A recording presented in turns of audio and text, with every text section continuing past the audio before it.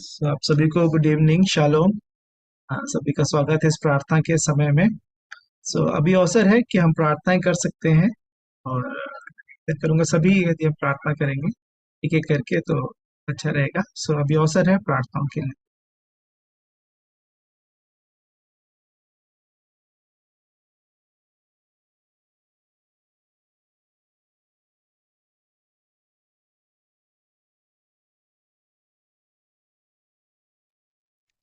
आइए हम प्रार्थना करेंगे।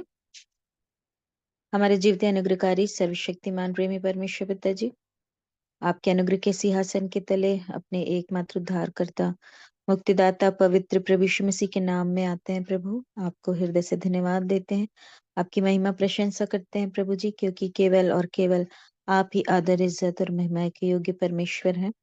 आप सनातन प्रेमी हैं, विलंब से कोप करने हारे अत्यंत करुणा में परमेश्वर हैं। आपकी दया प्रतिभोर को हमारे जीवन में नहीं होती है परमेश्वर पिता। आप दया के सागर हैं, क्षमा की खानी है प्रभु। आप अद्भुत युक्ति करने वाले पराक्रमी परमेश्वर हैं। आप अनुग्रहकारी हैं प्रभु, इसलिए धन्यवाद देती हूँ प्रभु। आपने जो अद्भुत अनुग्रह को मेरे जीवन में प्रदान किया परमेश्वर पिता, किसी भी रीति से कोई योग्यता नहीं थी, ना ही अभी है प्रभु, लेकिन सिर्फ और सिर्फ आपकी दया और आपका प्रेम है, इसके लिए मैं धन्यवाद देती हूँ। आपके उन हर एक कल्पनाओं के लिए जो कि हानि की नहीं वरन कुशल की ही होती हैं प्रभु। आपकी महिमा करती हूँ प्रभु।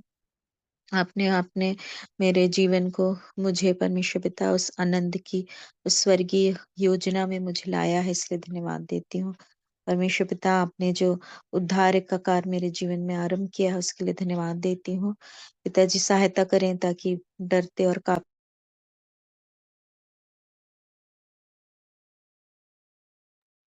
आप दया करें स्वामी, करें परमेश्वर पिता, उस पवित्रता और सिद्धता तक बढ़ने में आप सहायता करें परमेश्वर पिता।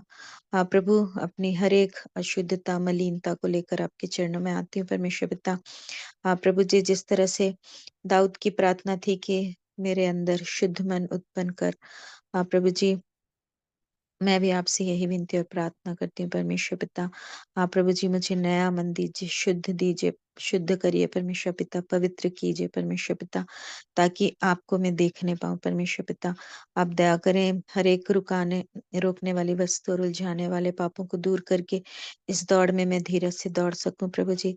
जिस तरह से दाऊद की प्रार्थना थी कि मेरे पैर को अपने मार्ग में दृढ़ कर दे पिता, आपसे यही विनती करती हूँ प्रभु जी, मैं कभी भी दाएं बाएं मुड़ने ना पाऊं प्रभु जी। और हर एक उन तीरों को बुझा सकूं प्रभु जी, जो दुष्ट हर समय इस ताक में रहता है कि कब किसको पकड़े और फाड़ खाए प्रभु। जो परमेश्वर पिता हमारे अंदर की शांति को भंग करना चाहता है प्रभु। प्रभु जी, हमको कंफ्यूज करता है प्रभु। आपसे यही विनती और प्रार्थना है प्रभु, उस भेड़ के समान जो अपने स्वामी की आवाज को पहचानती है और उसके पीछे पीछे चलती है। प्रभु जी, आप सहायता करें परमेश्वर पिता। आपके इन हर एक चेतावनियों के लिए धन्यवाद देती हूँ जो आप अपने वचनों के द्वारा से मुझे प्रदान करते हैं। पिताजी, दया करिए कि उसके अनुसार मेरा जीवन हो सके प्रभु, और जैसा आप चाहते हैं वैसा मैं बन सकूं परमेश्वर पिता। अपने जीवन से आपको प्रसन्न कर सकूं प्यारे पिता। ऐसी शक्ति और सामर्थ्य दें प्रभु। मैं आपसे विनती करती हूँ, और भी मेरी निर्बलताओं, कमजोरियों को मेरे जीवन में प्रकट करें परमेश्वर पिता। प्रभु जी, और शक्ति और सामर्थ्य दें परमेश्वर पिता, कि उस पर मैं जयवंत हो सकूं प्यारे पिता। प्रभु जी, जय के उत्सव में लिए फिरने वाले परमेश्वर केवल आप हैं प्रभु। जय देने वाले केवल आप हैं परमेश्वर पिता। इसलिए बड़ी नम्रता और दीनता के साथ अपने जीवन को आपके चरण में रखती हूँ। आपसे विनती करती हूँ प्रभु जी, मुझ पर दया कीजिए प्रभु। सहायता करें परमेश्वर पिता, ताकि परमेश्वर पिता आपके साथ साथ चल सकूं। और प्रभु जी, आपने जिस योजना के तहत मुझे बचाया है प्रभु जी, उसको पूरा कर सकूं प्यारे पिता। आप दया करें प्रभु, जिस तरह से आपका वचन हमें सिखाता है कि अपने सिद्ध करने वाले यीशु की ओर ताकते रहो। प्यारे परमेश्वर पिता, दया करें कि मेरा स्वभाव ऐसा बन सके, ताकि जो लोग मेरे आस-पास रहते हैं प्रभु जी, जिनके साथ मैं कार्य करती हूँ प्रभु जी, वो मुझ में होकर आपको देख सकें परमेश्वर पिता। आप ऐसी दया करें परमेश्वर पिता, उस बीज के समान परमेश्वर पिता, जो स्वयं मरने के बाद परमेश्वर पिता अनेक बीजों को प्रभु जी उत्पन्न करता है परमेश्वर पिता, वो बालियाँ मुझ पे भी लग सके। प्यारे पिता, आप ऐसी सहायता करें, अपनी महिमा के लिए मुझे इस्तेमाल करें परमेश्वर पिता। आपको धन्यवाद देती हूँ परमेश्वर पिता कि आपने हर प्रकार से मेरी सहायता की पिता। हाँ प्रभु जी, आपका जो वचन है प्रभु जी, जो मुझे ढाढ़स हिम्मत देता है कि किसी भी बात की चिंता मत करो पिता, क्योंकि मेरी सारी चिंताओं को हरने वाले परमेश्वर आप हैं प्रभु जी। आपने हर लिया है प्रभु जी, आपने वो आनंद, वो शांति मुझे प्रदान की है प्रभु। आपको धन्यवाद देती हूँ परमेश्वर पिता। वैसे ही मैं भी आपकी विश्वास योग्य संतान बन सकूं प्रभु जी। आप प्रतिज्ञा और वाचाओं के धनी परमेश्वर हैं प्रभु। आपने कहा है वचन में कि मैं तेरे पाँव को फंदे में फंसने नहीं दूंगा प्रभु। आप उस बहेलिए की जाल से हमें बचा लेते हैं परमेश्वर पिता। आपको धन्यवाद देती हूँ। पिताजी दया करें प्रभु जी कि किसी भी रीति से प्रभु हम पीछे मुड़ने वाले ना हो प्रभु। मेरी सहायता करें पिता। हाँ प्रभु जी की आपके राज्य की बढ़ती के लिए प्रभु जी, मैं भी, मुझे भी इस्तेमाल करें परमेश्वर पिता। मैं किसी भी रीति से इस योग्य नहीं हूँ प्रभु जी की अपनी दृष्टि आपकी ओर उठा सकूं प्यारे पिता। लेकिन आप मेरी मन की दशा को जानते हैं प्रभु। आपसे विनती करती हूँ, आप मुझ पर दया करें परमेश्वर पिता। आप सहायता करें, मेरे विचार, मेरी बुद्धि, मेरा समझ सब खत्म हो प्रभु जी, और केवल आपकी ही इच्छा, आपकी ही युक्ति मेरे जीवन में पूरी हो परमेश्वर पिता। आपके साथ उस आनंद, उस शांति में चलने में आप मेरी सहायता करें पिता। प्रभु, आपसे यही विनती और प्रार्थना है प्रभु जी। आपको हृदय से धन्यवाद देती हूँ परमेश्वर पिता कि आप अद्भुत प्रबंध करते हैं अपने वचनों के द्वारा, अपने पवित्र आत्मा के द्वारा, अपने दासों भक्तों के द्वारा प्रभु जी। आप हमें चिताते हैं प्रभु, इसलिए धन्यवाद देती हूँ। अपने लोगों के द्वारा प्रभु, जब हम एक दूसरे की गवाही से परमेश्वर पिता उस बल को प्राप्त करते हैं परमेश्वर पिता जी, उन आशीषों को प्राप्त करते हैं। पिताजी दया करें कि सिर्फ सुनने वाले ना हो, परंतु चलने वाले हों प्रभु जी, जो अपने आप को धोखा देते हैं वैसे हम ना बने प्रभु, वैसे मैं ना बनूं प्रभु। आप मेरी सहायता करें परमेश्वर पिता। जितने भी प्रिय लोग जुड़ते हैं परमेश्वर पिता, आप हर एक की सहायता करें कि हम प्रभु जी हर एक उन बातों से बाहर हो सके जो आपकी इच्छा के अनुसार नहीं है परमेश्वर पिता, और आपकी इच्छा को अपने जीवन में पूरी कर सके। प्यारे परमेश्वर पिता, दया करें, सहायता करें परमेश्वर पिता।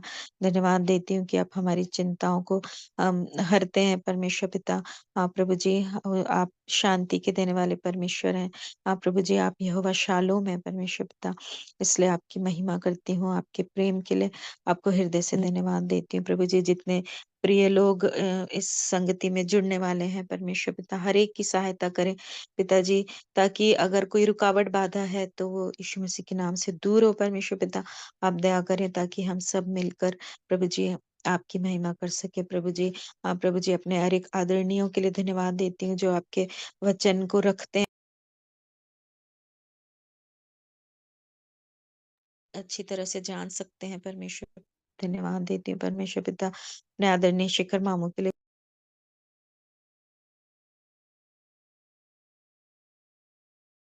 परमेश्वर पिता, और भी उनके स्वास्थ्य पर जी आपकी करुणा बनी रहे परमेश्वर पिता। दया करें प्रभु जी, जो सेवा आपने सौंपी है प्रभु जी, उसको भली प्रकार से करने में आप उनकी सहायता करते हैं प्रभु जी। धन्यवाद देती हूँ, और भी उनके संग साथ हो प्रभु जी।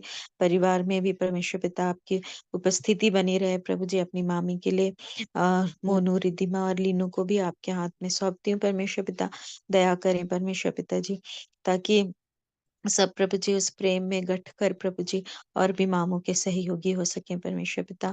प्रभु जी, और आपका नाम परमेश्वर पिता उस परिवार के द्वारा से और भी महिमा पाए परमेश्वर पिता।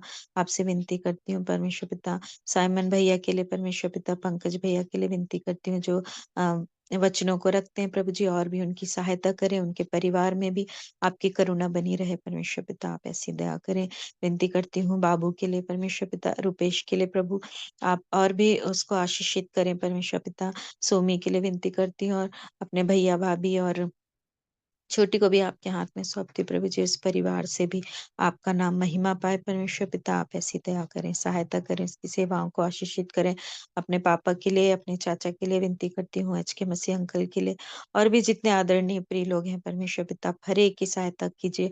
उन भाई बहनों के लिए विनती करती हूँ जो अपनी गवाहियों को शेयर करते हैं परमेश्वर पिता। आप उन्हें बहुतायत की आशीष दें प्रभु जी, और भी इस जीवन में उन्हें बलवंत करें। विनती करती हूँ हर एक प्रार्थना योद्धाओं के लिए परमेश्वर पिता, जो प्रभु जी समय से जुड़ते हैं और अपनी प्रार्थना विनती निवेदन को धन्यवाद के साथ आपके सम्मुख रखते हैं। आप प्रार्थना के सुनने वाले परमेश्वर हैं परमेश्वर पिता। आप हमें अपने अ, स्वर्ग से प्रभु जी हमें सारी उत्तम आशीषों को देते हैं परमेश्वर पिता।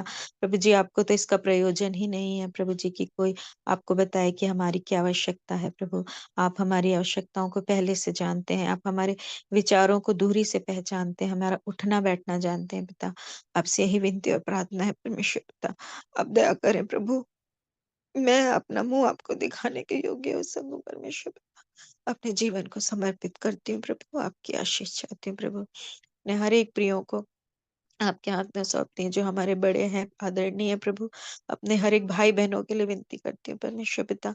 आप हर एक की सहायता करें परमेश्वर पिता। अपने कार्य क्षेत्रों में आपने जबकि भिन्न भिन्न जगहों में रखा है, हमारी आवश्यकताओं को पूरी किया है स्वामी, इसलिए धन्यवाद देती हूँ।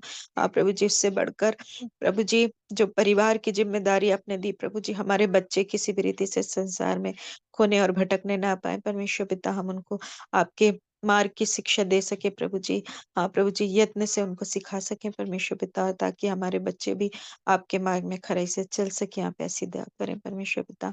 हम सब प्रभु जी आपके आगमन को प्रिय जानने वाले हो ठहर सकें परमेश्वर पिता। हाँ प्रभु जी, अपनी तैयारी कर सकें प्रभु जी उस दुल्हन को जो लेने के लिए आप शीघ्र आने वाले हैं प्रभु जी। हमारे जीवन से हर एक वो कलंक धाक झुर्री दूर हो परमेश्वर पिता। और प्रभु जी उस कलीसिया का श्रृंगार पूरा हो सके जिसको कि लेने आप आने वाले हैं परमेश्वर पिता। जबकि सारे तैयारियां हो चुकी परमेश्वर पिता, जो जो सिम्टम्स हम देखते हैं प्रभु, इससे हमें लगता है कि आपका आना बहुत निकट है प्रभु। दया करें हम जागते और तैयार पाए जाएं प्रभु। हमारे कुप्पियों में तेल हो परमेश्वर पिता, आप ऐसी दया करें प्रभु। मैं अपने जीवन को आपके हाथ में सौंपती हूँ और अपने हर एक प्रियो को आपके हाथ में सौंपती हूँ प्रभु जी। दया करें आज के वचन के भाग के लिए जो आज आप हमें प्रदान करना चाहते हैं, हम आपकी तरफ देखते हैं। आप हमारी सुधि लेते हैं, हमारा ध्यान रहता है प्रभु, इसलिए धन्यवाद देती हूँ। सारा आदर सारी महिमा केवल और केवल आपको देती हूँ, और बड़े धन्यवाद के साथ इस प्रार्थना को अपने एकमात्र उद्धारकर्ता मुक्तिदाता पवित्र प्रभु यीशु मसीह के नाम से मांगती हूँ। दया करके सुन के ग्रहण कर लीजिए, आमीन।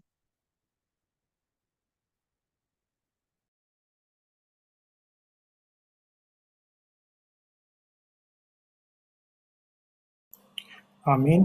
अभी भी अवसर है प्रार्थनाओं के लिए, आप प्रार्थना कर सकते हैं।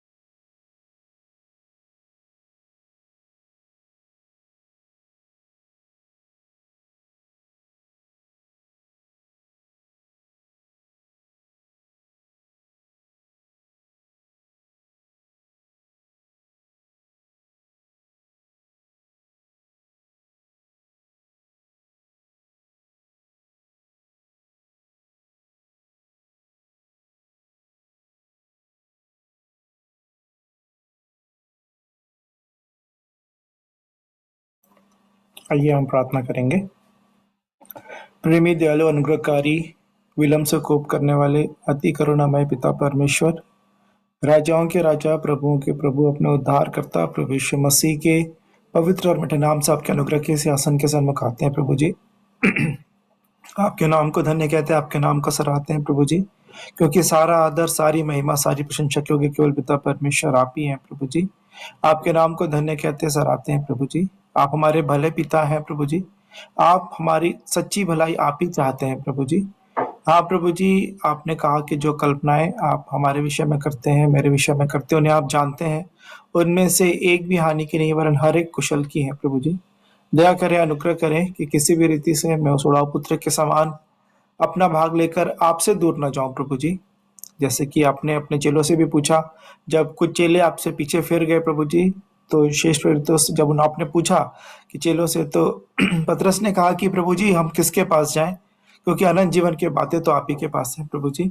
ये समझ, ये प्रभु जी बुद्धि हम सबको प्रदान करें प्रभु जी, कि हम आपसे अलग होकर कुछ भी नहीं कर सकते प्रभु जी। आपके बिना हम कुछ भी हैं भी नहीं और कुछ भी हासिल नहीं कर सकते प्रभु जी। दया करें, अनुग्रह करें कि आप में बने रहने में, आपकी बातों में, आपके आज्ञाकारिता में प्रभु जी, आपके भय में बने रहने में ही प्रभु जी हमारी भलाई है। आपका धन्यवाद देते हैं प्रभु जी, आपने इन बातों को अपने वचन के द्वारा हमें प्रकट किया, प्रकाशित किया। आपका धन्यवाद देते हैं प्रभु जी। होने दे आप ही का वचन हमारे पाँव के लिए दीपक और मार्ग के लिए उजाला बने रहे। ऐसी दया और अनुग्रह चाहता हूँ प्रभु जी। इस वक्त मैं विशेष प्रार्थना करता हूँ आपके दास भक्त संजनों के लिए प्रभु जी, जो सुसमाचार प्रचार के कारण, विश्वास के कारण प्रभु जी, धार्मिकता में चलने के कारण सताए जाते हैं प्रभु जी। उन पर, उनके लिए आपकी दया, आपके अनुग्रह चाहते हैं प्रभु जी। बहुत सारी बातें जो रिपोर्ट होती है, लेकिन बहुत सारी ऐसी बातें जो रिपोर्ट भी नहीं होती हैं प्रभु जी, लेकिन बहुत सारे लोग कठिनाइयों, पीड़ाओं का सामना करते हैं विश्वास में चलने के कारण प्रभु जी। आपकी दया, आपके अनुग्रह उनके जीवनों में चाहते हैं प्रभु जी, कि आपकी ओर से उन्हें सुरक्षा मिलने पाए प्रभु जी। आपके स्वर्गदूत, जैसे आपके स्वर्गदूत ने पतरस को प्रभु जी उस बंदी गृह से निकाला अद्भुत रीति से, जब कलीसिया लौ लगा के उनके लिए प्रार्थना कर रही थी, वैसे ही प्रभु जी, ऐसे आपके जो लोग हैं प्रभु जी, जो आपके नाम के कारण सताए जाते हैं, उनकी सुरक्षा के लिए और उनकी उन परिस्थितियों से निकलने के लिए प्रभु जी, हम आपकी ओर देखते हैं प्रभु जी। मणिपुर राज्य को आपके हाथों में सौंपते हैं। आप दया करें, अनुग्रह करें, वहाँ पे स्थिति सामान्य शांत होने पाए प्रभु जी। ऐसी दया अनुग्रह चाहते हैं, पूरे भारत देश को प्रभु जी आपके हाथों में समर्पित करते हैं, और आपकी दया, आपके अनुग्रह चाहते हैं कि आपकी सार्वभौमिक देश, जो आपकी कलीसिया है, वो उन्नति करती जाए प्रभु जी। ऐसी दया और अनुग्रह चाहते हैं प्रभु जी, लोग सच्चाई को जानने पाए, जीवते उद्धारकर्ता प्रभु यीशु मसीह को, उसके प्रेम को प्रभु जो जानने पाए, उनको अपना उद्धारकर्ता ग्रहण करने पाए।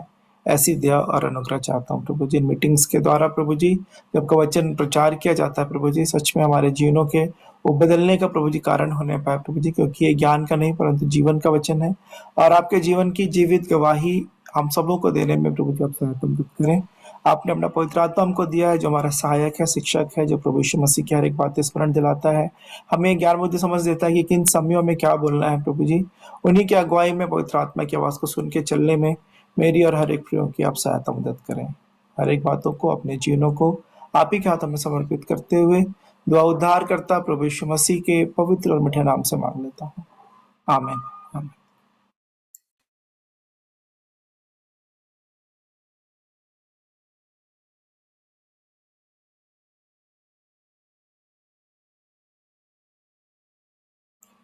अभी भी अवसर है, आप प्रार्थनाएं कर सकते हैं। प्रार्थना में आते हैं। प्रेमी दयालु अनुग्रहकारी परमेश्वर पिता, आपके प्रिय पुत्र यीशु मसीह के नाम से आपके चरणों में आते हैं, धन्यवाद देते हैं प्रभु जी। आज के दिन को एक बार फिर से प्रभु जी हमें दिया है, और हम सबों को प्रभु जी भला चंगा रखा है, इसके लिए हम धन्यवाद करते हैं। सभी प्रभु जी इस मीटिंग के माध्यम से आपकी संगति में आने पाए हैं, इसके लिए आपका विशेष रूप से धन्यवाद करते हैं प्रभु जी।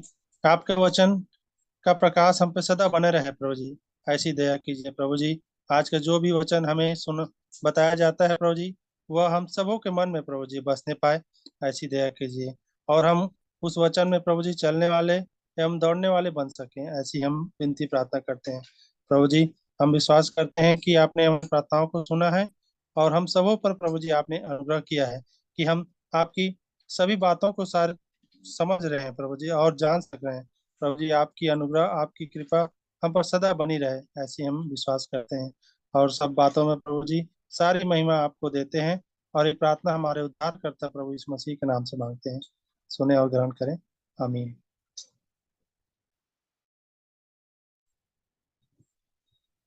स्वर्गीय पिताजी, बड़े धन्यवाद के साथ उद्धार करता पवित्र प्रभु यीशु मसीह में आपके अनुग्रह के सिंहासन के तले आता हूँ। आपके नाम को धन्य कहता सराहता हूँ प्यारे प्रभु जी, क्योंकि आपने इस पल लो मेरी सहायता की है। आज का दिन आपने मुझे दिया,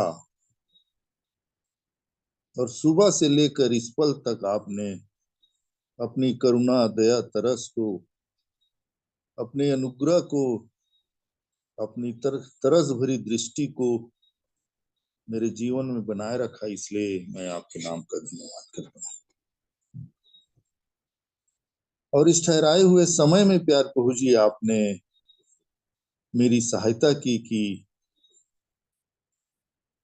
आपके भक्तों संतों के साथ मैं भी इस संगति को प्यारे प्रभु जी पा सकता हूँ। धन्यवाद करता हूँ। हमें बनाने वाले, प्रतिदिन प्यारे प्रभु जी अपनी पवित्र मनसा को हम सबों के जीवन में प्रकट करने वाले, प्रतिदिन हमें सिखाने वाले पिता परमेश्वर हैं, इसलिए मैं आपके नाम का धन्यवाद करता हूँ। कैसा अद्भुत प्रेम है प्यारे प्रभु जी, क्योंकि आपकी दृष्टि में हम हैं ही क्या प्यारे प्रभु जी, धूल, मिट्टी, राख, भाफ, कीड़ा, केचुआ, इससे बढ़कर हमारा जीवन नहीं है प्यारे प्रभु जी। पर धन्यवाद करते हैं कि ऐसे जीवन को आप अपने समीपी में लेकर, अपने हाथ में लेकर अपने योग्य बनाना चाहते हैं।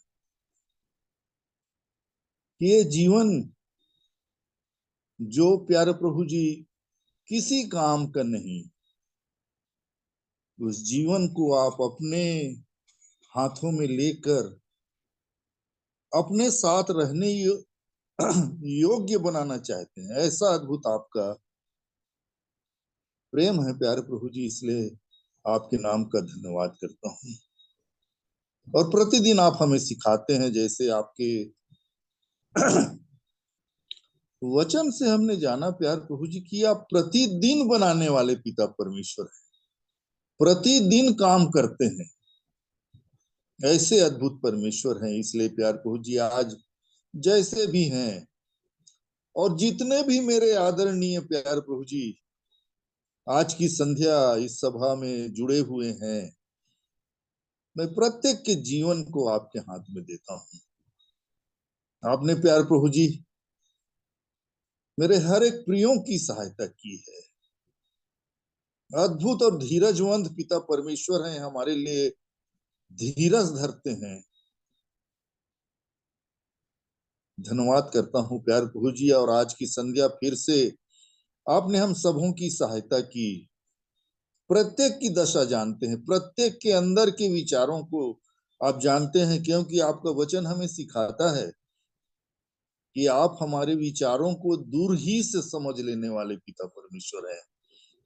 प्यार प्रभु जी सहायता चाहता हूँ हर एक प्रियों के लिए कि दिन ब दिन हमारा जीवन आपके वचन के द्वारा जो प्रकाश हमें पहुंचता है, उस प्रकाश में हम सब चलने पाए। प्यारे प्रभु जी हमारे पैरों में बल दीजिए, हमारे घुटनों में बल दीजिए प्यारे प्रभु जी।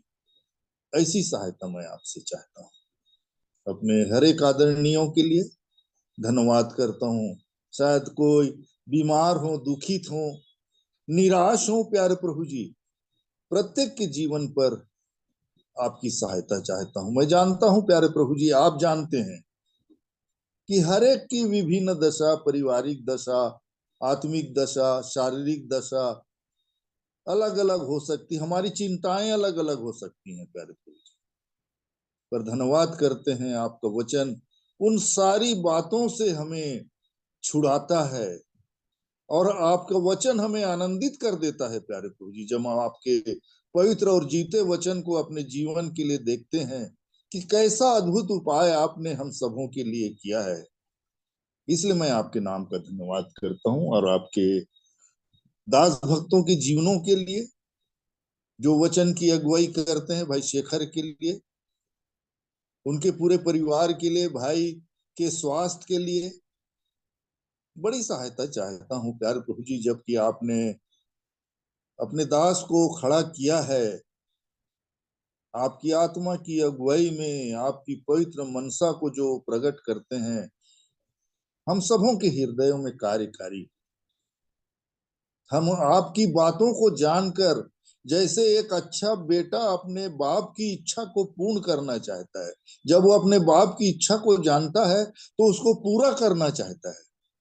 हम भी उसी अच्छे बेटे के समान, अच्छी बेटी के समान आपकी इच्छा को पूर्ण कर सके, ऐसी बड़ी दया मैं आपसे चाहता हूँ। बेटे रूपेश के लिए और अपने आदरणीय भाई पंकज के लिए, मेरे हर एक प्रियों के लिए आपकी बड़ी दया चाहता हूँ। और भी अपनी सामर्थ्य से भरें, और भी अगुवाई दीजिए प्यार प्रभु जी। और सचमुच जब हम एक देह होकर मिलते हैं प्यार प्रभु जी, एक साथ जुड़कर, एक साथ गठकर प्यार प्रभु जी, एक मन होकर हम आपकी नाम की महिमा और बड़ाई और प्रशंसा कर सकें। दया चाहता हूँ, आपकी पवित्र उपस्थिति बनी रहे। हर एक प्रियों के जीवन को आपके धर्म में और सामर्थ्य हाथ के नीचे समर्पित करता हूँ। आगे के हर एक भागों को आपके हाथ में देता हूँ। आपके भय में और आपकी उपस्थिति में हम बैठ सकें प्यारे प्रभु जी, और अपनी आत्मा के द्वारा हम सबों की आवश्यकता अनुसार जो आप हमें सिखाना चाहते हैं उसे सीख सकें। जो भी मेरे आदरणीय आज आपके वचन को रखते हैं, वो बड़ी आशीष चाहता हूँ, बड़ी सहायता करें उनमें, उनके मुंह में होकर आप बोलें स्वामी, ऐसी दया चाहता हूँ। प्रार्थना सुनी, धन्यवाद करता हूँ। धन्यवाद के साथ इस प्रार्थना को उद्धार करता यीशु मसीह के नाम से मांगता हूँ, सुनिए, दया से ग्रहण कीजिए। आमीन। यीशु धन्यवाद।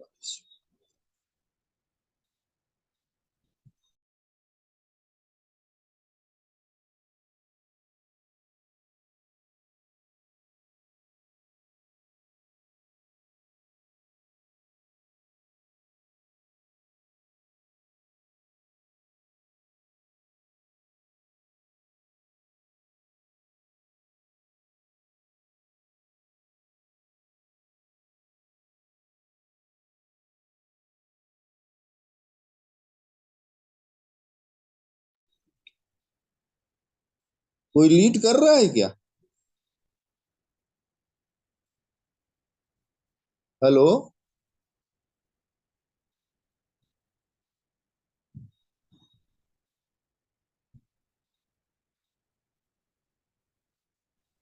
आप ही लेट कर दीजिए।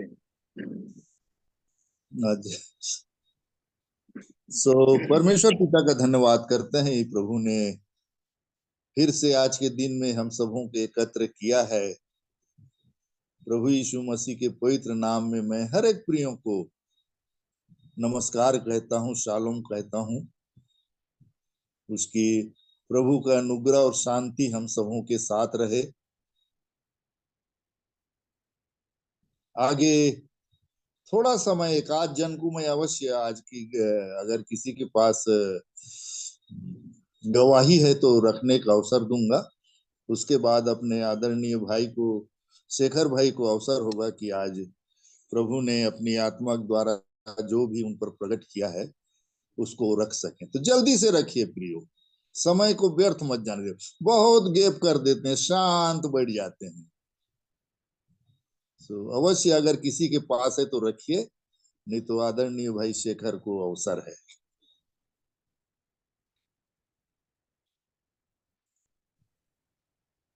आप सबको शालोम। मैं कल की बात बताना चाहती हूँ। कल सुबह के 4 बजे की बात है, सुबह सुबह, और एक आवाज आई, गाने के रूप में था, मसीहा आने वाला है, बस इतना ही आवाज, मसीहा आने वाला है, ऐसे करके आवाज आई। और उसके बाद मैं लेटी थी बिस्तर में, और उसके बाद वचन आ गया, भोर को, दोपहर को और सांझ को उसका समय है। तो वो आने का समय को नहीं बोल रहा था मुझको, वो मेरे लिए वो बात को बता रहे थे कि तुझे वो समय देना है, भोर को, दोपहर को, सांझ को। उसके बाद मैं कॉन्शियस हुई कि मैं कहाँ हूँ, क्या हूँ, ये सुबह हुआ है कि दोपहर है, शाम को सो गई हूँ क्या, कि पता नहीं क्या है, रात है। तब मेरे को लगा कि नहीं नहीं, तो लाइट जला के देखी टॉर्च से, तो अच्छा ये तो सुबह का टाइम है, अभी 4 बज रहा है। तो उस बात को समझी कि वो मुझसे कह रहा है कि भोर को, दोपहर को, सांझ को उसका समय है, मतलब तुझे उसका समय ये वाला है, तो उसको तुझे देने का है, उसके आने के समय को नहीं बोल रहे थे। क्योंकि वो लगातार विनती प्रार्थना करना तो मुझको बताते ही है वचन से, लेकिन ये जब वो इस प्रकार की आवाज आई, तो मैं अपने लिए मैं समझ गई कि ये प्रार्थना के विषय में ही है। और उस बात को 3 शब्द मसीहा आने वाला है, ये आवाज जोर से आई। तो मैं प्रभु का धन्यवाद करती हूँ कि हर समय वो मुझे नींद में भी रहती तो चिताते हैं और बताते हैं कि उनके आने का समय सच में निकट है। प्रभु का धन्यवाद हो।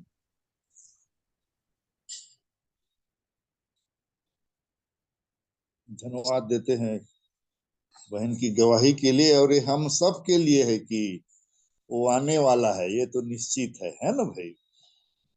तो हमें कैसे उसकी बाट जोहना चाहिए, कैसे अपने प्रभु की आने की हैं, आने को तैयार होना चाहिए, अपनी तैयारी हो कि किसी भी प्रकार से हम मालूम हो के कि अगर हमारा प्रभु आने वाला है और तैयार नहीं पाए जाएंगे तो हानि उठा लेंगे मेरे प्रियो। इसलिए प्रभु मेरी बहन की और हम सबों की सहायता करे। आगे का भाग मैं शेखर भाई को देना चाहूंगा कि आगे पूरे उसमें हमारी अगुवाई करें वो।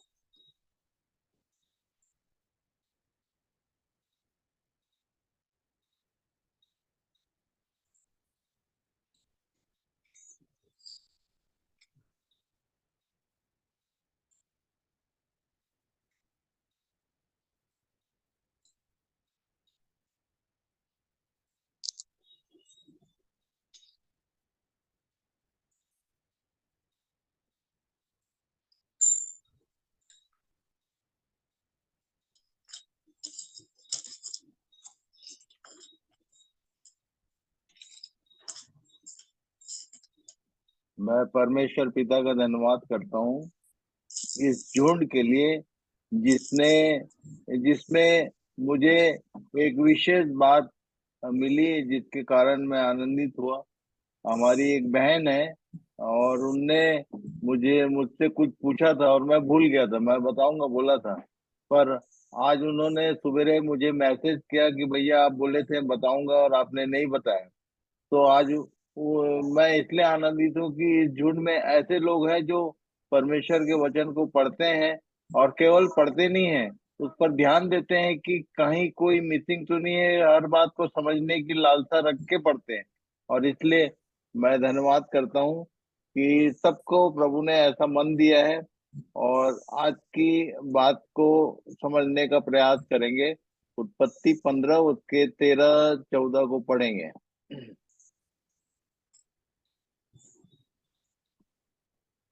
ज्योति बेटा है? मैं पढ़ रही हूँ पप्पा। आज ज्योति नहीं आई है, कविता पढ़ रही है, पढ़ो। तब यहोवा अच्छा, ने अब्राम से कहा, यह निश्चय जान कि तेरे वंश पराए देश में परदेशी और होकर तुम्हारा रहेंगे। आवाज बहुत कम है, कविता। आ, तब यहोवा ने अब्राम से कहा, अभी ठीक है मामू? नहीं नहीं, वो तुम उसको पास में रखो इंस्ट्रूमेंट। जी। तब यहोवा ने अब्राम से कहा, यह निश्चय जान कि तेरे वंश पराए देश में परदेशी होकर रहेंगे और उसके देश के लोगों के दास हो जाएंगे, और वे उनको 400 वर्ष लो दुख देंगे। फिर जिस जाति के ये दास होंगे उसको मैं दंड दूंगा, और उसके पश्चात वे बड़ा धन यहाँ से लेकर निकल आएंगे। उत्पत्ति 15 अध्याय में परमेश्वर ने अब्राहम से वाचा बांधी थी, और उस वाचा के भीतर एक लाइन बोला था कि तेरे लोग जो है वो पराये देश में गुलाम बन के रहेंगे, और 400 वर्ष तक ये गुलाम रहेंगे। इसका मतलब ये है, पर ये लोग जब निकले निर्गमन और उसके 12 अध्याय उसके 40 और 41 पद को पढ़ लो। यदि किसी को निकाल के पढ़ते बनता है तो पढ़ लो, या कविता की आवाज कम हो रही है। निर्गमन 12 उसके 40 से 41 तक। मिस्र में बसे हुए इसराइलियों को 430 वर्ष बीत गए थे, और उन 430 वर्षों के बीतने पर ठीक उसी दिन यहोवा की सारी सेना मिस्र देश से निकल गई। परमेश्वर ने 400 वर्ष की बात किया था, पर यहाँ लिखा है कि 430 वर्ष के बीतने पर वो निकले। तो हमारी बहन का प्रश्न ये था कि ये 30 वर्ष का क्या हिसाब है, मैं समझना चाहती हूँ। और उनने बहुत दिन पहले, मैं सोचता हूँ 2-3 महीने पहले पूछा था, पर मैं बताऊंगा बोल के भूल गया था। तो आज उन्होंने मुझे मैसेज किया और मैंने प्रार्थना किया कि प्रभु इस विषय को रखूं। तो बहुत सारे लोग हैं जो बिल्कुल नए हैं, उनके लिए भी ये सब बातें यदि हम लोग मनन करेंगे, ध्यान करेंगे, प्रार्थना पूर्वक इन विषयों को समझने का प्रयास करेंगे, तो जरूर समझ में आएगा कि आखिर ये अभी ज्योति बहन ने गवाही दी मसीहा आने वाला है, उसी से संबंधित कुछ बातें हैं ये। तो इस विषय पर हम लोग पूरा ध्यान लगाने का प्रयास करेंगे। आज कुछ मैं अक्सर बोला करता हूँ, इब्रानी 5 का 11 से आगे पढ़िए।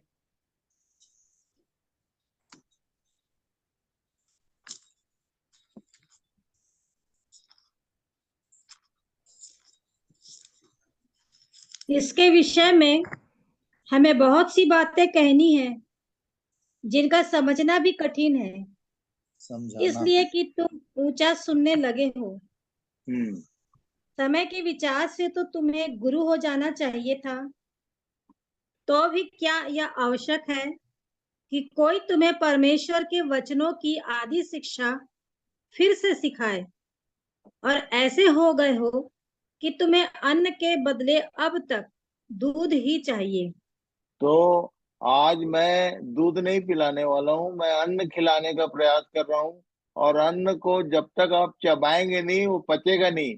इसलिए सबसे मेरा निवेदन है कि इन विषयों पर ध्यान लगाइए, और केवल अभी नहीं, मान लो कुछ बात नहीं समझ में आती है तो इसका रिटर्न मटेरियल भी भेजूंगा मैं होमवर्क के लिए, और इसका जो यूट्यूब में अपलोड होता है उसको भी 2-3-4 बार रिपीट करेंगे तो शायद ये सब बातें ठीक ठीक समझ में आएंगी। क्योंकि ये टाइम टाइम वैल्यू के बारे में हम देख रहे हैं कि समयों का कुछ हिसाब है। यहाँ परमेश्वर ने उनको 400 साल बोला था, पर 30 कैसे आगे बढ़ गया? परमेश्वर की बातें भी आगे पीछे हो सकती हैं क्या? इस विषय पर हम लोग ध्यान करेंगे।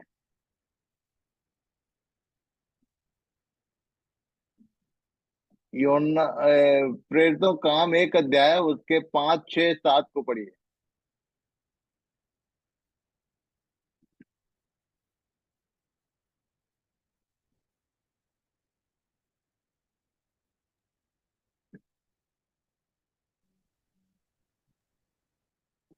क्योंकि ठीक है, यूहन्ना ठीक है, ने पढ़िए। तो पानी में बपतिस्मा दिया है, परंतु थोड़े दिनों बाद तुम पवित्र आत्मा से बपतिस्मा पाओगे। अतः उन्होंने इकट्ठे होकर उससे पूछा, हे प्रभु, क्या तू इसी समय इस्राएल को राज्य फेर देगा? उसने उनसे कहा, उन समयों या कालों को जानना जिनको पिता ने अपने ही अधिकार में रखा है, तुम्हारा काम नहीं। तो कुछ विषय था यहाँ पर, चेलों ने पूछा था कुछ, तो यीशु ने एक सीधा सिंपल एक आंसर कर दिया कि उन समयों और कालों को, ये विषय जो तुम पूछ रहे हो उसको जानने की तुमको जरूरत नहीं है, ये परमेश्वर के अधिकार के भीतर में है। पर इसी विषय में ये हमारे प्रभु यीशु मसीह ने ये लाइन क्यों बोला? क्योंकि प्रेरितों काम 1 के 8वें उसके आगे वाले पद को पढ़िए, 8 पद। परंतु जब परंतु पवित्र आत्मा तुम पर आएगा तब तुम Yes. सामर्थ पाओगे, हम्म और यरूशलेम और सारे यहूदिया और सामरिया में और पृथ्वी की छोर तक मेरे गवाह होगे। तो पवित्र आत्मा के बारे में उसने तुरंत बोला था, और उसके विषय में पहले ही बहुत सारी बातें उसने बताई थी। यूहन्ना 14:26 पढ़िए। परंतु सहायक अर्थात पवित्र आत्मा जिसे पिता मेरे नाम से भेजेगा, वह तुम्हें सब बातें सिखाएगा और जो कुछ मैंने तुमसे कहा है वह सब तुम्हें स्मरण कराएगा। उसके 16 के 12 से 14 तक पढ़िए। वहां भी उसने उस पवित्र आत्मा के विषय में कुछ मेंशन किया था, इसलिए उसने चेलों को बोला कि तुमको इसके विषय में कुछ जानने की आवश्यकता नहीं, जब वो आएगा तो सब बातें बताएगा। क्या लिखा? मुझे तुमसे और भी बहुत सी बातें कहनी है, परंतु अभी तुम उन्हें सह नहीं सकते। परंतु जब वह अर्थात सत्य का आत्मा आएगा तो तुम्हें सब सत्य का मार्ग बताएगा, क्योंकि वह अपनी ओर से न कहेगा, परंतु जो कुछ सुनेगा वही कहेगा और आने वाली बातें तुम्हें बताएगा। वह मेरी महिमा करेगा, क्योंकि वह मेरी बातों में से लेकर तुम्हें बताएगा। तो परमेश्वर के आत्मा के विषय में बोला है कि मेरी बातों में से लेकर तुमको समझाने का काम उसका होगा, इवन आने वाली बातें भी बताएगा। और इसी से संबंधित एक कुछ विषय है जिसको हम ध्यान करने का कोशिश करेंगे। ये पौलुस ने भी सेम लाइन को, सेम मैटर को यूज किया। क्या लिखा? पहला थिस्सलुनीकियों 5 अध्याय उसके 1 और 2 पद को पढ़िए। पर हे भाइयों, इसका प्रयोजन नहीं कि समयों और कालों के विषय में तुम्हारे पास कुछ लिखा जाए, क्योंकि तुम आप ठीक जानते हो कि जैसा रात को चोर आता है वैसा ही प्रभु का दिन आने वाला है। सो ये समयों और कालों के विषय में यीशु ने भी बोला था, पौलुस ने भी बोला। इसको मैं समझने का कोशिश कर रहा था, देखा कि ये समय और काल को यदि समझना है तो इसको इंग्लिश में देखना पड़ेगा। इंग्लिश में क्या वर्ड यूज किया? बबली पढ़ो।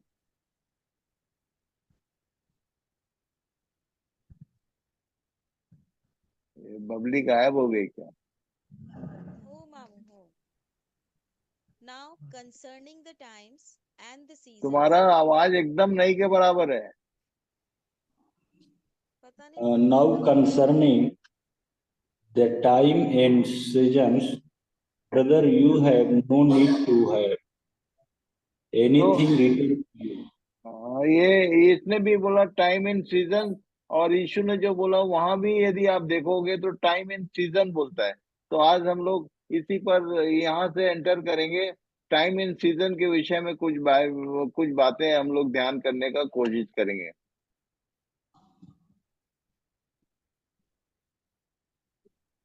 ये जो टाइम एंड सीजन है, ये यदि मैं पूछूं आप लोगों से कि एक्चुअल में कितने कितने सीजन होते हैं हमारे कॉमन वे पे, पूरे दुनिया में परमेश्वर की ओर से जो सीजन दिए गए हैं कितने हैं? मेनली 3 है, तीन है, पर आजकल 3। 4 भी काउंट करते हैं मेन जी। मेन होता है 3। और जी, वो कि उसको 3 सीजन जो है वो कितने दिन के भीतर होता है? 1 साल। 4 ये months। टाइम एंड सीजन शब्द क्यों यूज किया? क्योंकि दानियल 2 के 20, 21, 22 में क्या लिखा है? पढ़ लो। दानियल 2 अध्याय उसके 20, 21, 22 परमेश्वर का नाम युगानुयुग धन्य है, क्योंकि बुद्धि और पराक्रम उसी के हैं।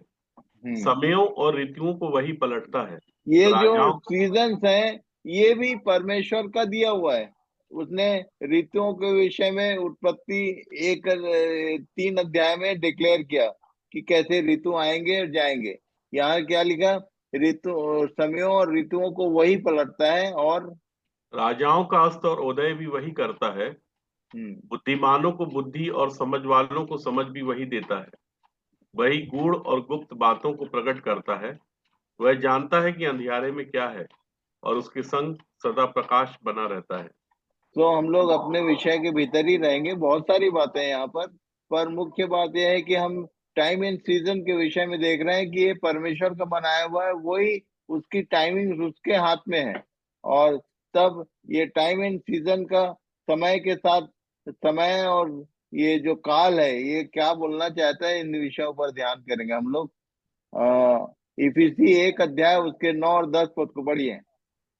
उसने अपनी इच्छा का भेद उस सुमति के अनुसार हमें बताया, जिसे उसने अपने आप में ठान लिया था, कि समयों के पूरे होने का ऐसा प्रबंध हो कि जो कुछ स्वर्ग में है और जो कुछ पृथ्वी पर है, सब कुछ वह मसीह में एकत्र करे।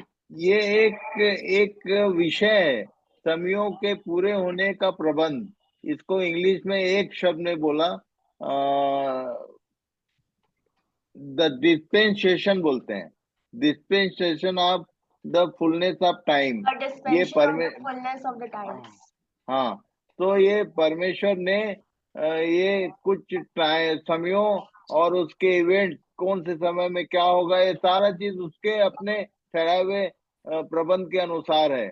और इसलिए इस विषय पर हम लोग ध्यान करेंगे, जैसे हम लोग जहाँ से शुरू किए थे कि परमेश्वर ने इब्राहिम से कहा था 400 साल कि मैं ऐसा ऐसा होगा, और उसके बाद उन लोग 430 में वहां से निकले। ये क्यों ऐसा हुआ, इसके विषय में हम लोग ध्यान करेंगे। पढ़िए दूसरा पत्रस 3 उसका 8। हे प्रियो, यह एक बात तुमसे छिपी ना रहे कि प्रभु के यहाँ एक दिन 1000 वर्ष के बराबर है और 1000 वर्ष एक दिन के बराबर है। ये एक फॉर्मूला उसने दिया पतरस के द्वारा कि हमको एक बात मालूम होना चाहिए कि परमेश्वर के यहाँ एक दिन 1000 वर्ष के बराबर। ये किस विषय में ये फॉर्मूला लगता है, इसको हम लोग ध्यान करेंगे तो वो सारी बातें समझ में आएगी। ये मैं सबको भेजने वाला हूँ। एक बार यदि आप थोड़ा सा ध्यान करेंगे तो ये 1000 साल का डिस्ट्रीब्यूशन है। ये पढ़ो भाई दिनेश, ऊपर हेडिंग पढ़ लो, the 7000 years of human history.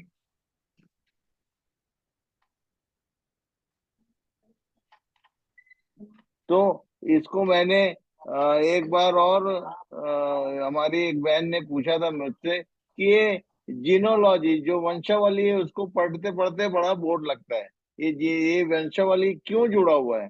तो मैं आपको बता दूं, वंशावली ही वो कैलकुलेशन बताती है कि किसके बाद कौन आया, कौन कितने साल रहा, और उसी से टाइम का कैलकुलेशन बनता है। तो यदि आप ध्यान करोगे तो मैंने आपके लिए ये रेडीमेड मैंने खोजा है, और आपको खोजने में दिक्कत ना हो इसलिए मैंने चार्ट बनाया। ये चार्ट मैं भेजूंगा सबको। आदम से हनोक तक 1000 साल, हनोक से अब्राहम तक 1000 साल, अब्राहम से सोलोमन तक 1000 साल, और सोलोमन से यीशु तक 1000 साल। ये ऐसा डिस्ट्रीब्यूशन है। और यीशु के बाद अभी कितना हो गया?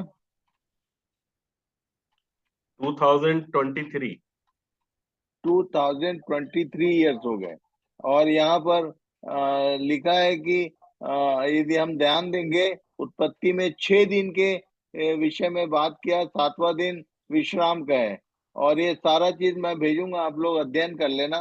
तो यदि देखा जाए तो यीशु से, आदम से यीशु तक 4000 साल होता है, यीशु से अभी 2000 प्लस हो गया, तो 6 दिन हो गया, यदि 6000 साल हो गए।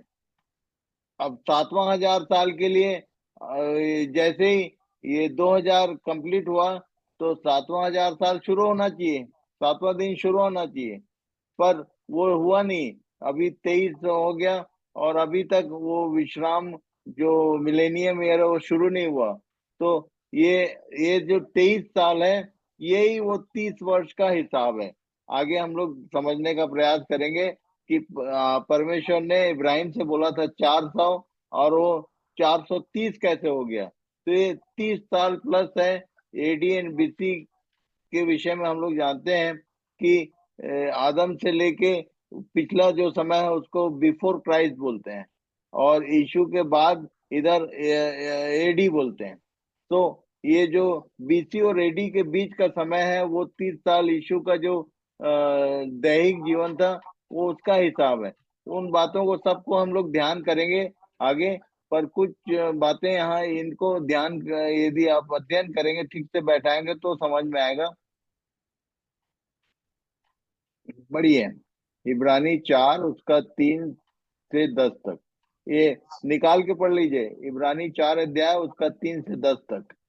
तो जान लो कि परमेश्वर के लोगों के लिए ये केवल 10 पद है, यहाँ पर 10वां पद है, इसको बाद में पढ़ेंगे एक बार, पर अभी 3 से 10 तक निकाल के पढ़ लो। अच्छा,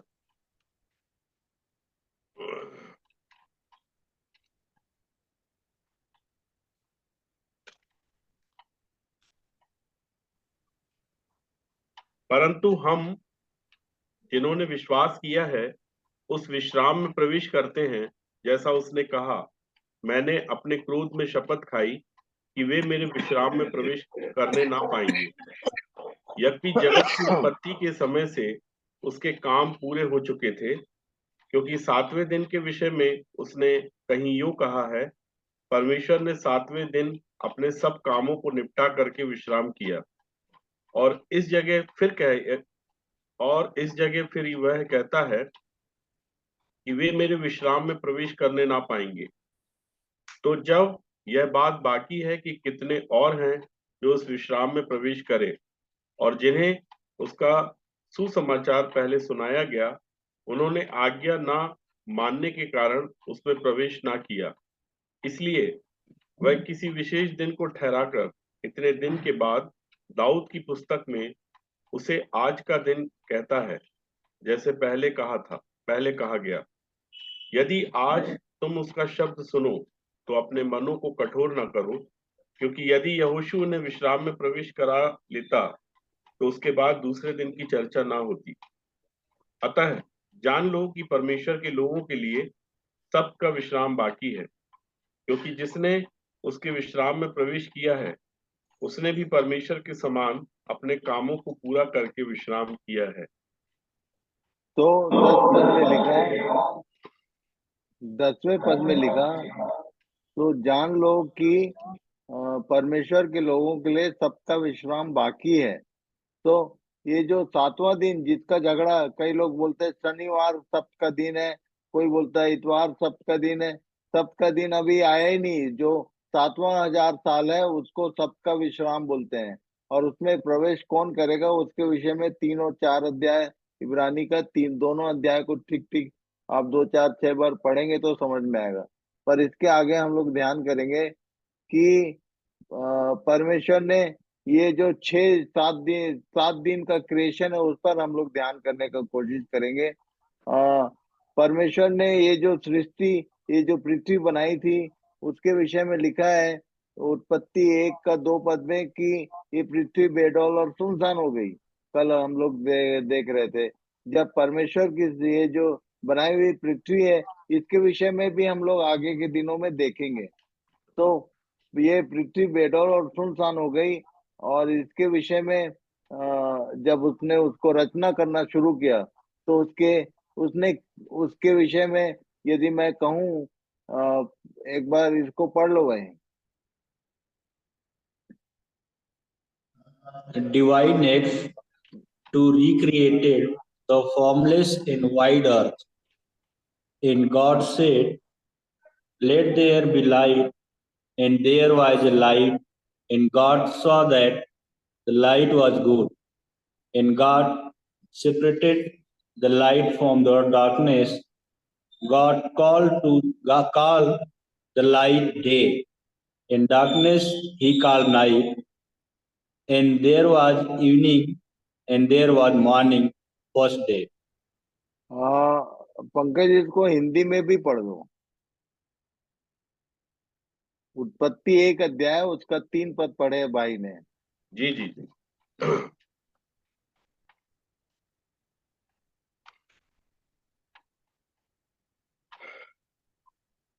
जब परमेश्वर ने कहा उजियाला हो तो उजियाला हो गया, और परमेश्वर ने उजियाले को देखा कि अच्छा है, और परमेश्वर ने उजियाले को अंधियारे से अलग किया। तो उसने पहले दिन में कुछ कुछ काम किए, उसके 5 तक पढ़ लो। जी। और परमेश्वर ने उजियाले को दिन और अंधियारे को रात कहा, तथा सांझ हुई फिर भोर हुआ, इस प्रकार पहला दिन हो गया। इसको ठीक ठीक समझाने का मैं प्रयास करूंगा जो प्रभु ने मुझे समझाया।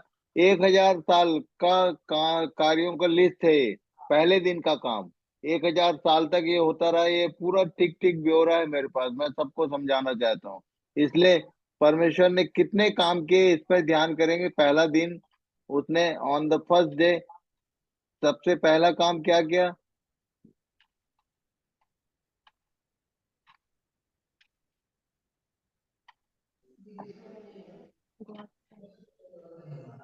पढ़ लो भाई।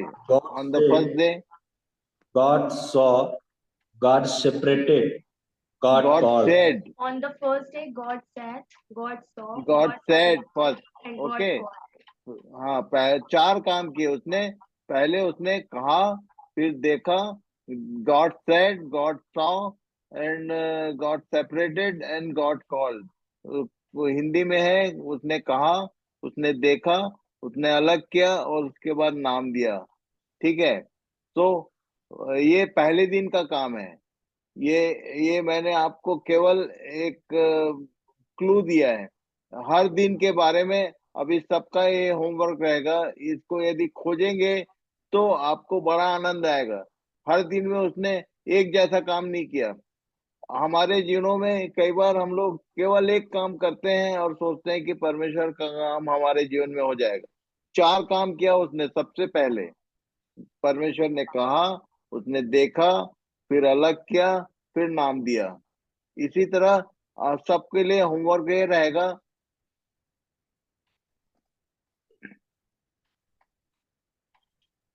ये फर्स्ट डे का तो मैंने बता दिया, चार काम किया उसने। बाकी जो 6 दिन है उसके विषय में आपको खोजना है। इवन जो विश्राम का दिन है उस दिन भी उसने कुछ कुछ काम किए। क्या क्या काम किया आप खोजेंगे, पढ़ेंगे और नोट करेंगे तो आपको मिलेगा।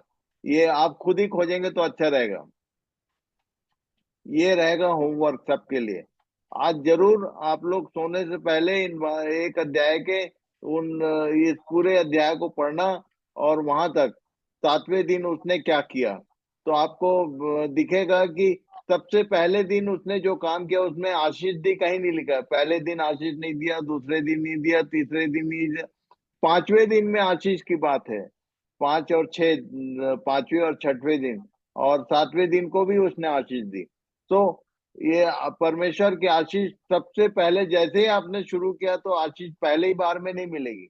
ये कुछ कुछ उसके एक्टिविटीज हैं जो उसने किया और ऐसा करके उसने इस पृथ्वी को एक नया रूप दिया। इस विषय में हम लोग गंभीरता पूर्वक ध्यान करेंगे। पूरे 7,000 साल का ये ब्यौरा है। पहले 1,000 साल में उसने चार काम किए। पहले दूसरे 1,000 साल में उसने कुछ कुछ और काम किया। तीसरे 1,000 साल में उसने क्या किया। ऐसा करके यदि आप देखेंगे तो कब आने वाला है एकदम स्पष्ट होता है उसके उसकी सारी बातें। इसलिए पहला थिस्सलुनीकि 5 अध्याय उसका 1 और 2 को पढ़िए एक बार और। कौन सा? पहला थिस्सलुनीयों उसका 5 अध्याय उसका 1 और 2।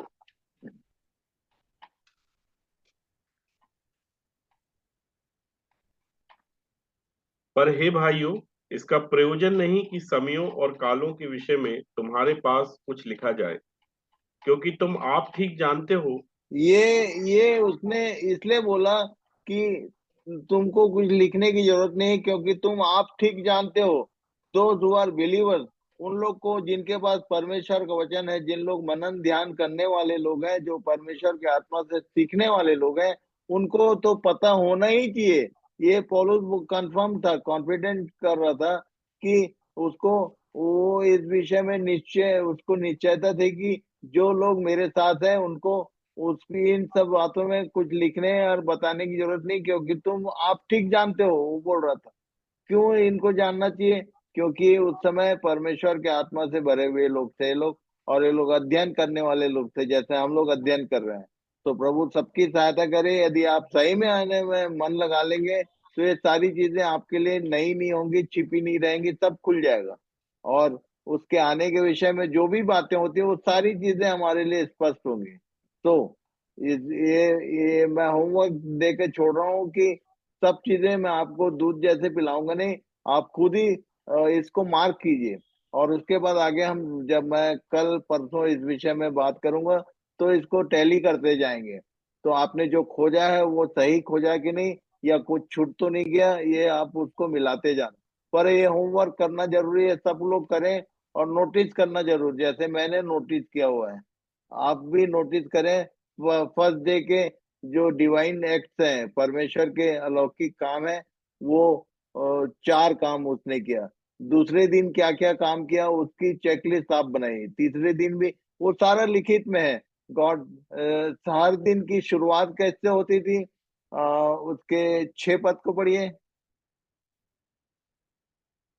3 पद में लिखा, तीसरा पद एक बार पढ़ो पंकज।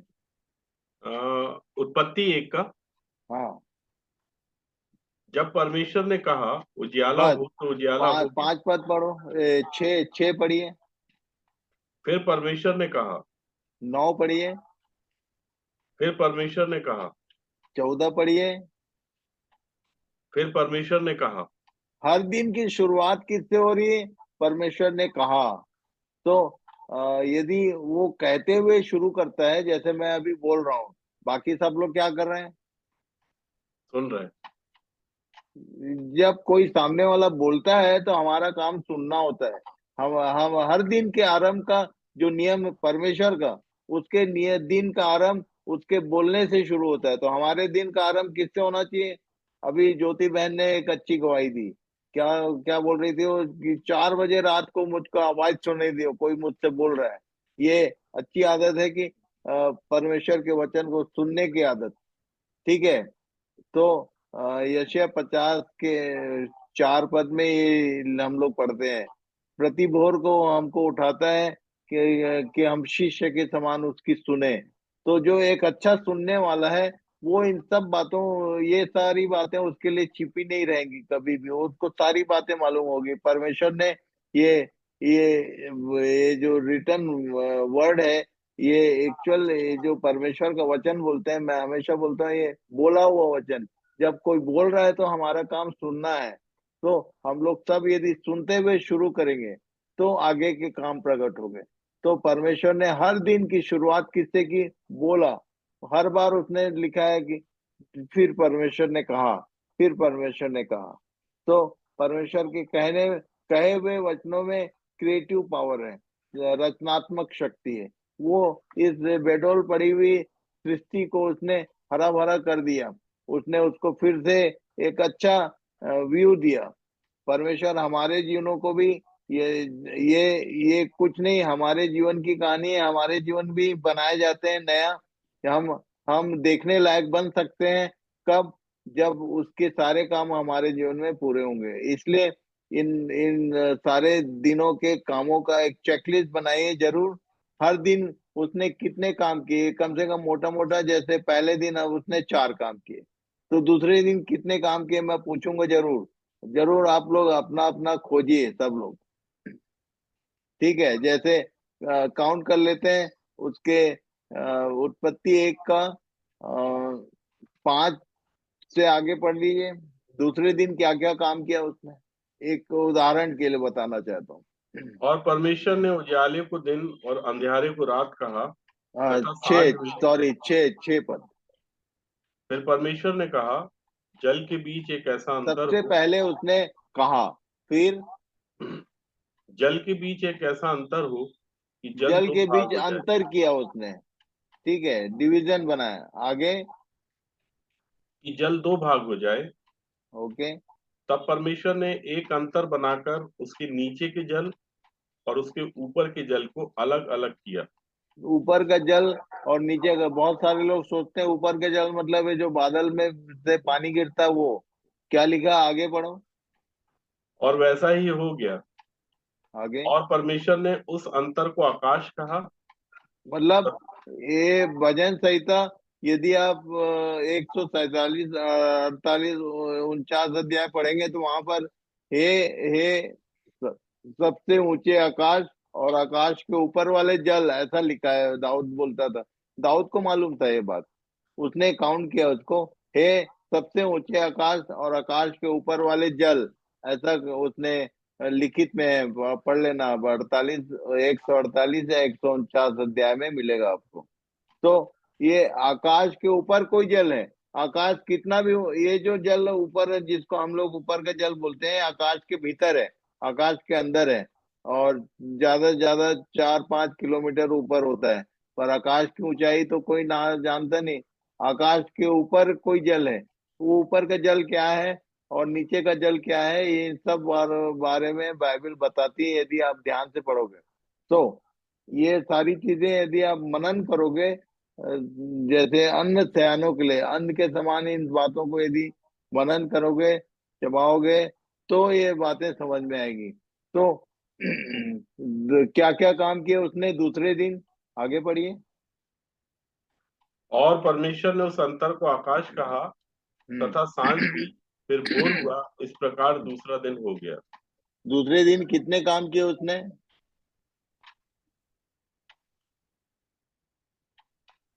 एक बार फिर से पढ़िए। फिर परमेश्वर ने कहा, जल के बीच एक ऐसा अंतर हो। सबसे पहले उसने गॉड सेड कहा, फिर जल के बीच एक ऐसा अंतर हो कि जल दो भाग हो जाए।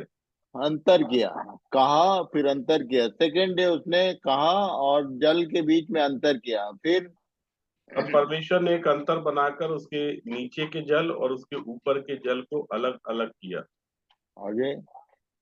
और वैसा ही हो गया। और परमेश्वर ने उस अंतर को आकाश कहा।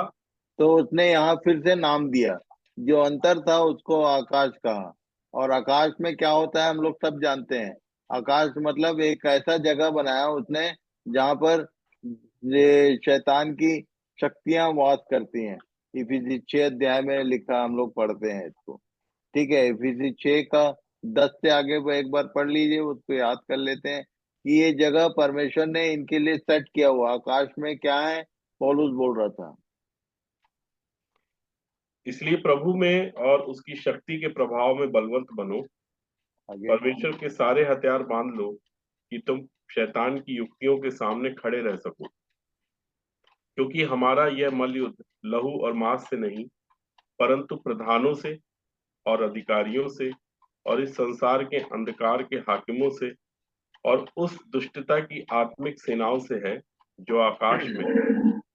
तो अब जब स्वर्ग का अध्ययन करने वाले हम लोग, जो मैंने होमवर्क दिया है कि स्वर्ग के विषय में जब हम अध्ययन करेंगे तो इन सारे बातों को भी अध्ययन करेंगे कि सैटेनिक किंगडम जो है, किंगडम ऑफ डार्कनेस बोलते हैं, अंधकार का जो राज्य है, वो सिस्टम कैसे काम करता है। उसमें भी प्रधान है, उसमें भी हाकिम है, उसमें भी सेना सिपाही है, और यहाँ पृथ्वी पर मनुष्यों के बीच में कौन एक्शन में होता है, ये सारी बातें हम लोग देखने जा रहे हैं इस बार। तो प्रभु सहायता करे, सब लोग प्रार्थना के साथ यदि इन सब बातों को समझने में मन लगाएंगे तो ही समझ में आएगा ये। तो प्रभु सबकी सहायता करे। पहले तो ये कि आज के दिन आप होमवर्क करिए इन बातों को। ये होमवर्क क्यों दे रहा हूं मैं, क्योंकि दूसरा पत्रस 3 उसके 3 और 4 पद में क्या लिखा? ये पहले जान लो कि अंतिम दिनों में हंसी ठट्टा करने वाले आएंगे, जो ये अभी की बात कर रहा है। अंतिम दिनों में ऐसा आएंगे बोला था पतरस ने, और दिस इज द टाइम, यही समय है। क्या लिखा आगे? अपनी ही अभिलाषाओं के अनुसार चलेंगे और कहेंगे, उसके आने की प्रतिज्ञा कहाँ गई। खासकर ये बात कौन बोलता है मालूम है? नॉन क्रिश्चियंस को तो बेचारों को पता ही नहीं है। ये सारी बातें जो क्रिश्चियन बेल्ट है, जो नॉमिनल क्रिश्चियन है, जो जो इन अध्ययन करने वाले लोग नहीं है, वो बोलते हैं कि भाई अरे ये सब डराने का बात है, केवल ये लोग डराते हैं, उसके आने की प्रतिज्ञा कहाँ गई। लोग कहेंगे कि जब से सब कुछ वैसे ही है और जैसा सृष्टि के आरंभ से था, ये वो कब आएगा आएगा बोलते हैं, पर आ तो रहा नहीं है, और इसलिए सब अपनी अपनी अभिलाषाओं के अनुसार चलेंगे, लिखा है। पढ़िए, क्या इसको हम लोग बीते दिनों में रूपेश बेटे से सुन रहे थे। पढ़िए। प्रभु अपनी प्रतिज्ञा के विषय में देर नहीं करता, जैसी देर कितने लोग समझते हैं, पर तुम्हारे विषय में धीरज धरता है और नहीं चाहता कि कोई नाश हो, वरन यह कि सबको मन फिराव का अवसर मिले।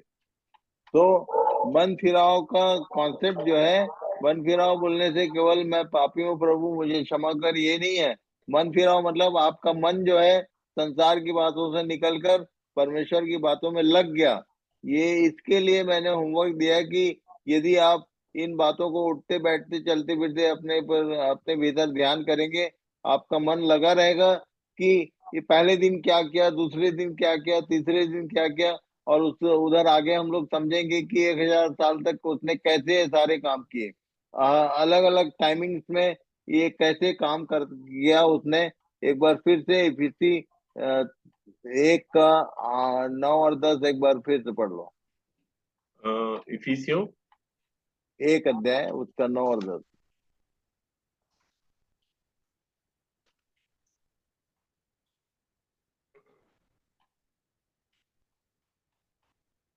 क्योंकि उसने अपनी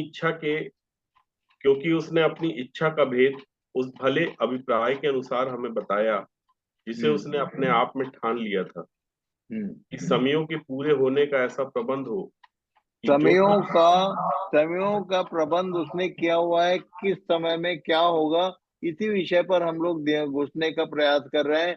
ये जो 30 वर्ष का जो डिफरेंसेस इब्राहिम को बोला था, और 400 साल, और उसके बाद ये लोग 430 में निकले वहां से, इन सब बातों का हमारे जीवनों के साथ क्या संबंध है, ये सब हम लोग देखने का प्रयास कर रहे हैं।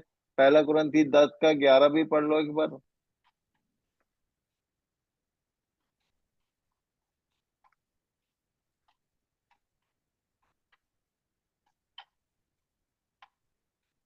परंतु ये सब बातें जो उन पर पड़ी दृष्टांत की रीति पर थीं, और वे हमारी चेतावनी के लिए जो जगत के अंतिम समय में रहते हैं लिखी गई है।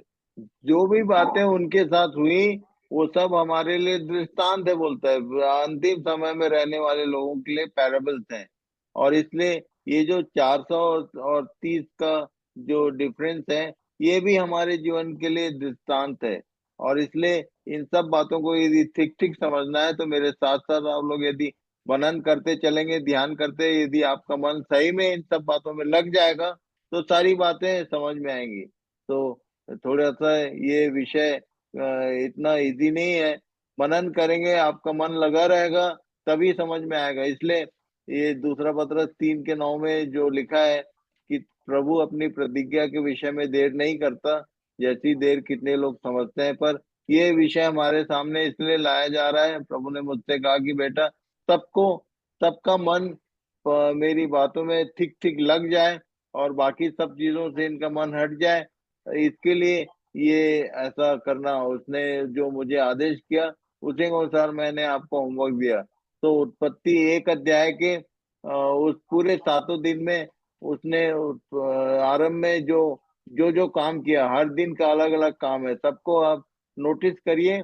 और उसके बाद उनको अपन अगले पूरे पुराने नियम के इतिहास के साथ टैली करेंगे कि कैसे वो आज के दिन तक, कैसे 7वां दिन तक आखिरी काम क्या क्या है, वो सारी बातें हम लोग ध्यान करने का प्रयास करेंगे। तो विषय थोड़ा सा हार्ड पड़ेगा, एकदम नए लोगों के लिए शायद कठिन होगा, पर फिर भी मैं सोचता हूँ कि परमेश्वर के आत्मा के अधीनता में यदि आपने मन लगा लिया है तो नया पुराना कुछ नहीं, सबको समझ में आएगा। क्योंकि ये मेरी इच्छा नहीं है, परमेश्वर की इच्छा है कि हम इन बातों को ठीक ठीक समझें। तो 3 अध्याय इफिसी उसका एक बार फिर से 14 से आगे पढ़ लीजिए, वो इसी विषय के भीतर की बात है, वो पढ़िए।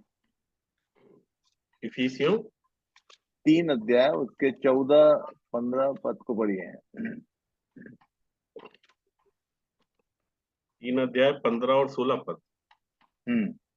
14 से। मैं इसी कारण उस पिता के सामने घुटने टेकता हूँ जिससे स्वर्ग और पृथ्वी पर हर एक घराने का नाम रखा जाता है, कि वह अपनी महिमा के धन के अनुसार तुम्हें यह दान दे कि इस तुम पृथ्वी पर हर घराने का नाम इसलिए रखा गया है, ये उसके यहाँ लिखा हुआ है कि हर घराने के लिए उसके पास एक प्रबंध है। क्या है उसकी इच्छा आगे? कि वह अपनी महिमा के धन के अनुसार तुम्हें यह दान दे कि तुम इसके आत्मा से अपने भीतरी मनुष्यत्व में सामर्थ्य पाकर बलवंत हो जाओ। आगे और विश्वास के द्वारा मसीह तुम्हारे हृदय में बसे, कि तुम प्रेम में जड़ पकड़कर और नींव डालकर सब पवित्र लोगों के साथ भली भांति समझने की शक्ति पाओ कि उसकी चौड़ाई और लंबाई और ऊंचाई और गहराई कितनी है, हम इसमें घुसने का प्रयास कर रहे हैं कि परमेश्वर की ऊंचाई, चौड़ाई, लंबाई, गहराई कितनी है, और ये उसका प्लान है, हमारी नहीं, मेरे बोलने से नहीं। वो हम सबको उस गहराई में ले जाना चाहता है। और इसलिए इस विषय के साथ यदि आप पूरा मन लगा लेंगे तो ये ऐसी ऐसी बातें हम लोग सीखने जा रहे हैं जो शायद आपने कभी सुना नहीं, जब जहां आपका ध्यान कभी गया नहीं। पहला कुरिन्थी 2:9 भी पढ़ो।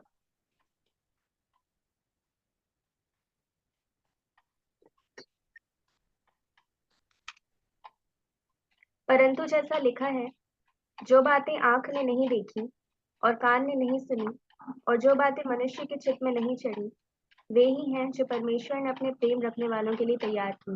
इसका मतलब ये है कि इस झुंड ने अपने प्रेम को परमेश्वर के सामने प्रकट किया है, जिसके कारण परमेश्वर इन बातों को जो हमारे चित्त से बाहर है हमको बताना चाहता है।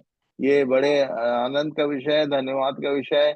जो बहुतों को नहीं मालूम वो शायद हमको इन दिनों में सीखने का मौका रहेगा। तो सारे लोग प्रार्थना में बने रहें और इन विषयों पर अपना मन लगाए रखें कि परमेश्वर अपने आत्मा के द्वारा हमारी सहायता करे। तो विषय थोड़ा सा एकदम जनरल नहीं होगा। मनन करेंगे, अपना होमवर्क करेंगे तो प्रभु आपको सब बातों को समझने की शक्ति प्रदान करेगा। तो थैंक यू वेरी मच। आज के दिन हम लोगों ने बहुत सारी बातों को ध्यान करने का कोशिश किया है। पंकज भाई प्रार्थना कर दो और प्रार्थना के साथ आज की सभा यहीं समाप्त करेंगे। आइए हम प्रार्थना करें। धन्यवाद धन्यवाद धन्यवाद धन्यवाद देते हैं सारी आशीषों के देने वाले स्वर्गीय पिता। बड़ी ही दीनता और बड़ी ही नम्रता के साथ एक बार फिर आपके चरणों में आते हैं प्रभु जी। सारा आदर, सारी महिमा, सारा गौरव आपको देते हैं। धन्यवाद देते हैं इस समय इस संगति के लिए कि जो भी बातें पिता परमेश्वर आपके वचन के द्वारा हमें बताई जाती है, सिखाई जाती है, पवित्र आत्मा उसको समझने में आप हमारी सहायता और मदद करें पिताजी, ताकि वो परिश्रम जो हमारे प्रियो के द्वारा किया जाता है वो इस संगति और सहभागिता में सब पिता परमेश्वर आपके आत्मा में होके जानने और समझने पाए पिताजी। क्योंकि आपका वचन कहता है कि वह सहायक अर्थात पवित्र आत्मा जब आएगा तो वो तुम्हें सब बातें सिखाएगा और जो बातें मैंने तुमसे कही वह तुमको स्मरण कराएगा।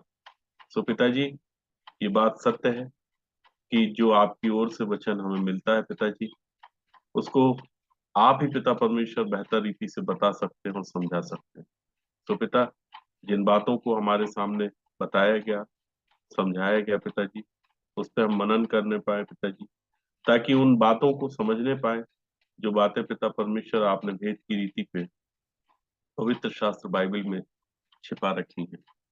हाँ पिताजी, आपने 400 वर्ष कहा और 430 वर्ष के भेद को पिता परमेश्वर आप भली भांति अच्छे ढंग से अच्छी रीति से प्रकट करें, ताकि पिता परमेश्वर कोई भी चीज मिस ना होने पाए, हम उसको अच्छे ढंग से अच्छी रीति से समझने पाए।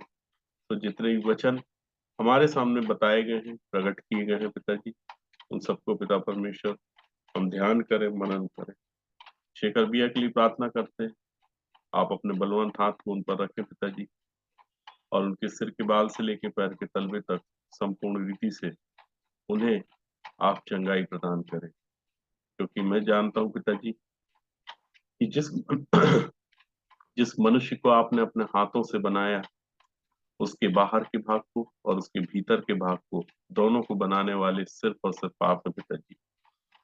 हाँ पिता, नीचे का साइंस अर्थात डॉक्टर किसी भी मर्ज को, किसी भी पिता परमेश्वर रोग को डायग्नोज करते हैं, तब वो समझते हैं कि किसी व्यक्ति को क्या समस्या है, क्या परेशानी है। लेकिन पिताजी, आपको समझने की कोई आवश्यकता नहीं, क्योंकि रोगों से आपकी जान और पहचान है पिताजी। आप हर एक रोग को पहचानते हैं पिताजी, आप उसको डायग्नोज कर सकते हैं। तो पिताजी, जो भी समस्या उनके जीवन में पाई जाती है, प्रभु यीशु मसीह के नाम से पिता परमेश्वर उस अंग को, उस जगह को, उस समस्या को आप छुएं और उन्हें चंगाई प्रदान करें पिताजी, ताकि वो सेवा का कार्य पिता परमेश्वर जो उनके द्वारा किया जाता है वो और बहुतायत से होने पाए पिताजी। इस पूरे झुंड के लिए प्रार्थना करता हूँ, इस संगति के लिए प्रार्थना करता हूँ, हमारे बुजुर्ग, हमारे जवान भाई बहन, जो भी लोग पिता परमेश्वर इस संगति में जुड़ते हैं, उन सबों को पिता परमेश्वर नाम व नाम आप अपनी आशीषों से भरें पिताजी। और वह भूख और वो प्यास पिता परमेश्वर जो वचन के प्रति है, इस संगति के प्रति है, वो पिता परमेश्वर दिन प्रतिदिन बढ़ने पाए, क्योंकि आपने अपनी कृपा का स्वाद चखाया है पिताजी। तो पिता, इस संगति और सहभागिता को वो पिता परमेश्वर दिन प्रतिदिन अटेंड करें, और भी चीजों को पिता परमेश्वर वो सीखे, मनन करें, ताकि हर एक व्यक्ति का आत्मिक स्तर, आत्मिक जीवन पिता परमेश्वर और ऊपर और ऊपर और ऊंचाई तक पहुंचने पाए पिताजी। सो पिता, हर एक बातों में आपको धन्यवाद देते हुए इस छोटी सी विनती और प्रार्थना को मैं मेरे उद्धार करता, मेरे प्राणों के स्वामी प्रभु यीशु मसीह के नाम से मांग लेता हूँ। सुनिए और दया से ग्रहण कीजिए। आमीन। आमीन। तो एक बार फिर से मैं सबों से निवेदन करूंगा, होमवर्क जरूर कीजिए, आपको बड़ी आशीष मिलेगी और बहुत आनंद आएगा कि परमेश्वर ने कैसे काम किया, और छोटे छोटे शब्द हैं, कहा, देखा, इन सब का कॉन्सेप्ट क्या है, आगे के दिनों में हम लोग समझते हुए आगे बढ़ेंगे। तो प्रभु सहायता करे और सबकी सहायता करें। सब लोग अपने अपने मन इन वचनों में, खासकर एक सृष्टि के जो वर्णन है उसको पूरा ध्यान लगाएं और उसको लिस्ट आउट जरूर करें। प्रभु सबको आशीष दे। Thank you very much.